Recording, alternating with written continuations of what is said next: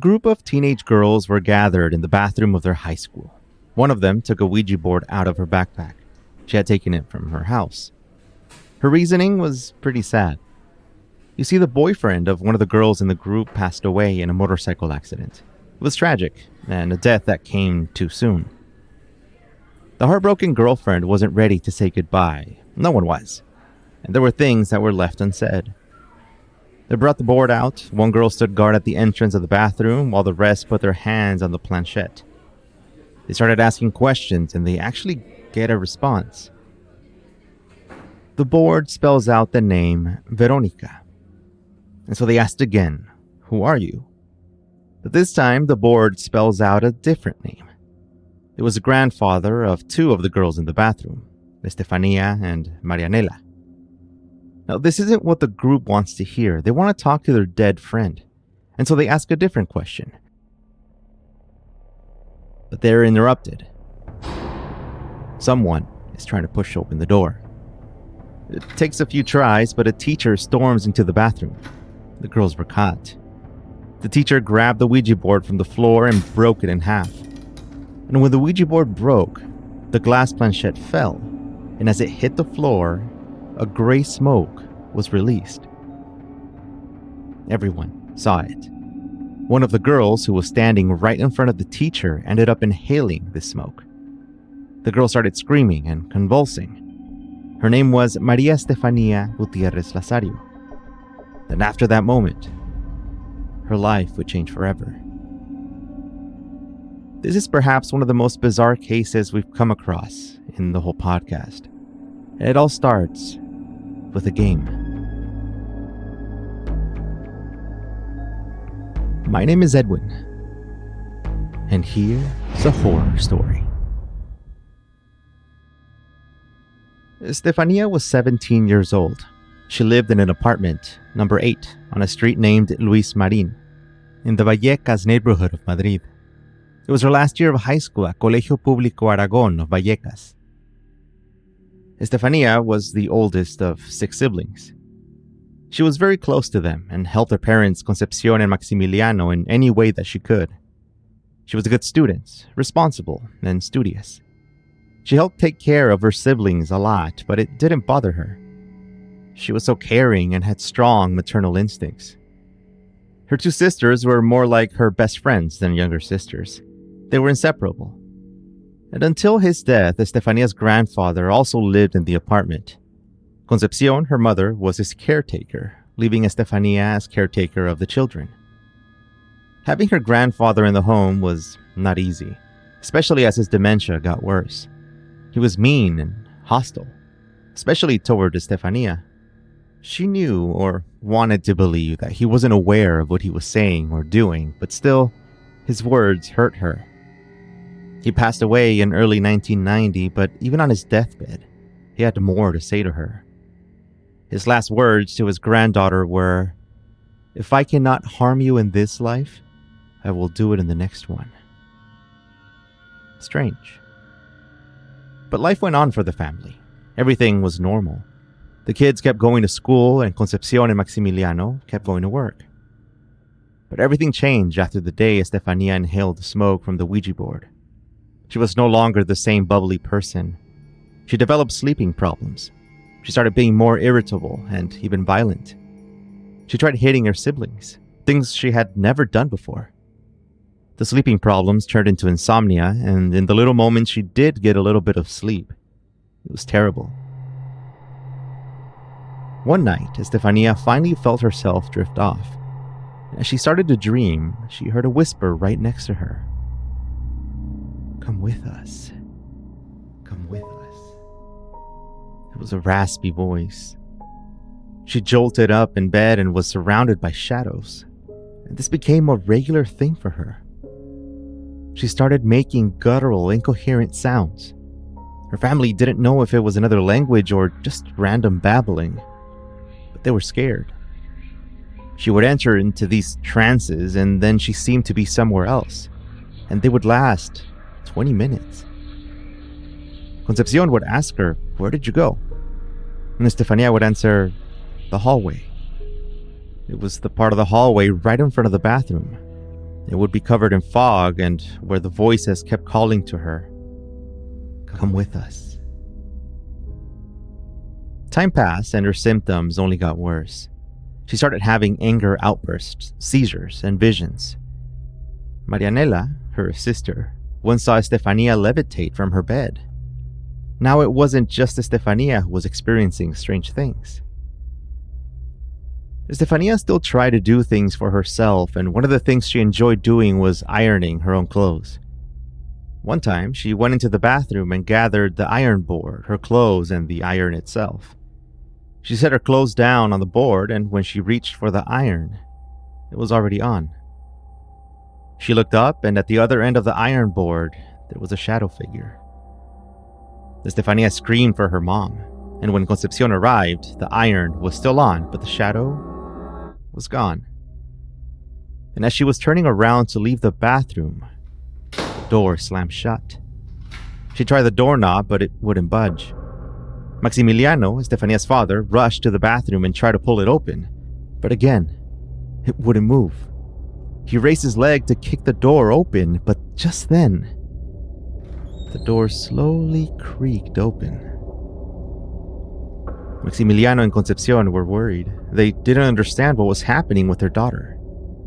They tried taking her to different specialists, and they ended up going to at least 4 different clinics looking for help. But it was no use. Doctors had no idea why this was happening to Estefania. One of the doctors thought she was suffering from epilepsy, but none of the treatments were helping. Estefania herself started to sense she would never get better. She grew morbid as the days went by. She would tell her brothers and sisters that when she passed, she would knock and let them know. On another occasion, she randomly told her mom, "When I die, don't tell my dad's family right away and bury me with a picture of him."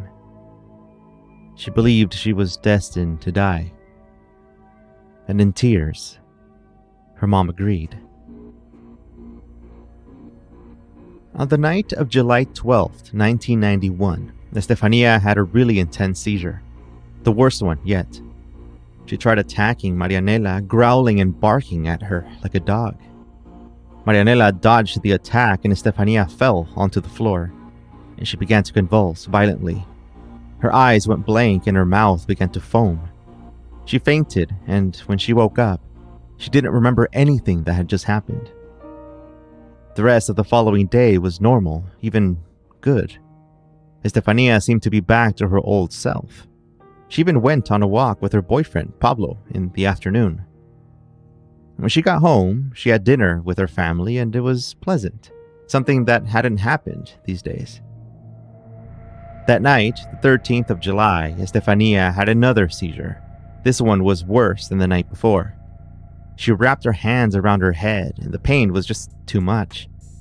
She started convulsing after 30 minutes of the unrelenting headache. The family rushed her to the hospital at 11 p.m. and sat anxiously in the waiting room. And after some time, doctors informed them that she was in a coma. And then, 3 hours later, at 2 a.m. on the 14th, she passed away. The siblings that stayed in the apartment heard a series of knocks at that time, and they knew what it meant. Estefania died of asphyxia, which means there wasn't enough oxygen in her body. This can happen for different reasons, but in her case, doctors believed her last seizure was the cause. And even though Estefania had been suffering from seizures over the last several months, doctors still believed that this was unusual. Doctors wrote, "suddenly and suspiciously," about her death. Just like the doctors, her family was just as confused.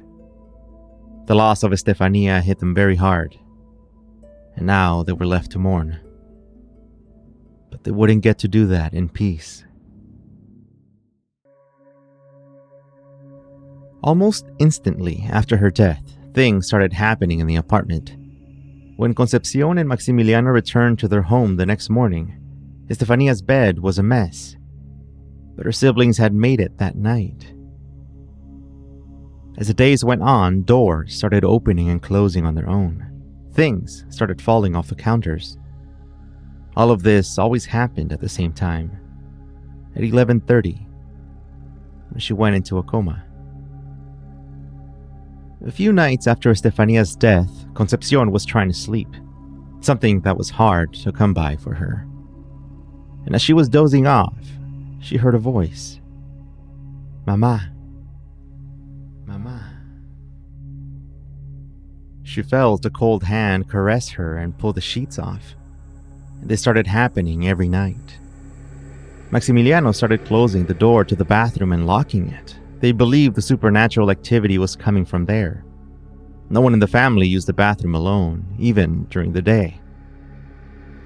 The apartment became a living nightmare. They started seeing a shadow figure appear in the hallway, the same one that Estefania would talk about. They would hear a sinister laugh there from that same place. One of the younger siblings was pushed by an unseen force at one point, and the family dog flew across the living room as if it had been picked up and thrown. One night, the family sat trying to have dinner together. A glass levitated and flew toward one of the younger siblings, Ricardo. He was able to dodge it, but it would have hit him in the head. There just seemed to be no moment of peace, especially for Concepcion. Nights were difficult for her.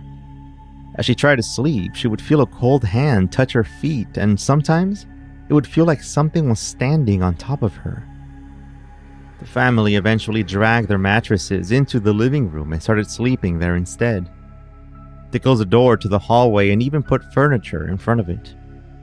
The family dog would spend all night barking at the door. There was something on the other side. There were a couple of nights where the door still managed to fly open, even with furniture in front of it. They were growing desperate. Concepcion wanted to make sure that they weren't going crazy, so one night she poured flour in the hallway before they all went to bed in the living room. The next morning, they saw a man's footprint on the flour. This was all the evidence she needed. Concepcion found a paranormal investigator to come by and help, but she had no idea that he was a fraud. His investigation was broadcasted to Antena 3, the channel on TV, on October 14th, 1992. And in the end, he took financial advantage of the family and even tried to convince them to get him a car. He made the activity in the house even worse. Marianela and Cherubina were in the room, and they thought that it was safe to sleep there again. And sometime past midnight, they heard a sound. Both of the girls woke up at the same time and they saw a faceless creature. It was dark and spiky. It was crawling straight for them. They reached for their small lamp, hoping that it would scare the thing away. Their hands were shaking, and they screamed for their parents. And as Concepcion and Maximiliano ran to their daughter's room, the door opened. The dark, spiky creature crawled out of the room and into the hallway. The girls and their parents ran to the living room, where the rest of the family was. And as they hugged each other in fear, a ball slowly rolled toward them. It was coming from the hallway. Maximiliano grabbed the ball and threw it back. And then it flew back to them. This frightened the family, and they decided to leave for a while. But before leaving, Concepcion tied each door with cords. When the family returned a couple of weeks later, all of the cords were ripped apart. And their first night back in the apartment on November 19th would be the worst of their lives. At 2 a.m, Maximiliano called emergency services. He tells dispatch that there is something in the house. It's been this way ever since one of his daughters passed away, he told them. It turns out that all the crucifixes in the house turned upside down and 3 claw marks appeared on the wall. The dispatcher couldn't believe what he was saying. Concepcion was asked to get on the phone.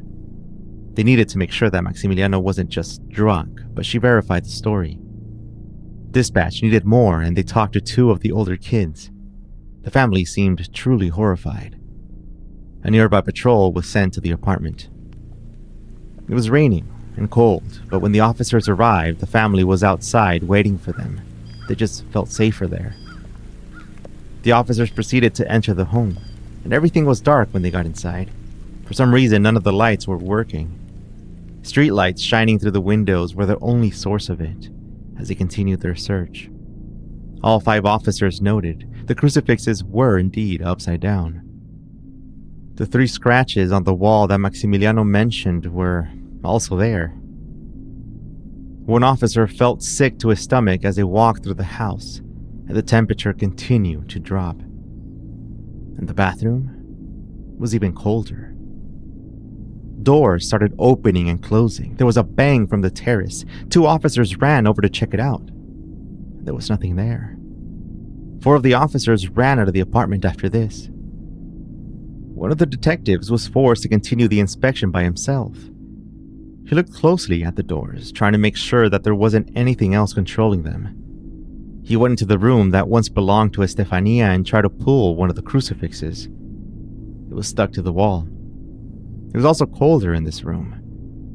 And then, as he inspected a different room, something pushed over a cabinet, and it almost fell on top of him, but he dodged it at the last second. The detective exited the house, and he was convinced that all of this was real. He contacted dispatch to give his report. And he said, "On this day, the 19th, and for several hours we have noted a strange phenomenon. A strange force moved the equipment and the crucifixes. There's 3 scratches on the wall. As we sat with the family, we saw a cabinet fall. The way it moved was unnatural. We heard a loud sound from the terrace. Moments later, a brown liquid oozed from the corner of the wall. There are a series of phenomena that we cannot explain. Over." The call to dispatch would become the first official police report to formally file the occurrence of paranormal activity. The activity continued after the officers left, but for some reason that the family did not understand, it decreased. Nothing extreme really happened again, and they thought it was over. On All Saints' Day in 1993, there was a crash in the living room. Concepcion walked over from the dining room and found Estefania's picture on the floor. It had fallen from the altar. She picked it up and turned it over. The picture inside the frame was burned. It was even charred in the corners, but the glass was fine. And so was everything else on the altar. The family ended up moving shortly after that, and the activity disappeared. There were no strange shadows, no voices, no flying objects in their new home. Even future tenants of apartment 8 on the street Luis Marin were safe.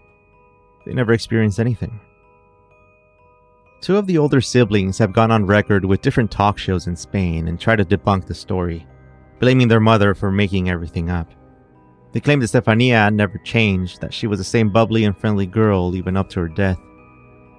The mother had instructed, supposedly, one of them to throw a rock into the terrace, and that's what the officers heard that night. Their house had already been on the local news channel.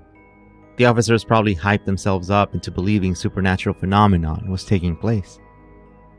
The pair even said that there's discrepancies in the timeline, that Estefania's sickness didn't happen until almost a year after the Ouija board incident. But even with their statements, some things remain unexplained. Estefania's sudden epilepsy, even if it might have been months after playing the Ouija board, it just never made any sense. She got so sick, so fast. And how quickly she passed away didn't make any sense to anyone. Concepcion remained firm in her account of things. She truly believed and insisted that sinister paranormal activity was plaguing their home. Was it difficult to think that the Ouija board had something to do with it? Their lives changed after that day. But this would end up becoming one of the most famous paranormal cases in Spain. It's so well known that the movie Veronica is based on the story. Whatever happened to the family in Vallecas scarred them for life. There was no moment of peace or quiet. They were not able to grieve the loss of Estefania properly. But one thing is for sure. Their version of reality was forever changed. And for them, it wasn't a question of what if something happens when you play with the Ouija board, but who will it affect? And when will it happen? If you've made it to the end of the video, please share your thoughts on this story in the comments below. Your engagement is incredibly valuable to us as newcomers to YouTube. If you enjoyed it, a like and subscribe would be helpful, and we look forward to reading your feedback before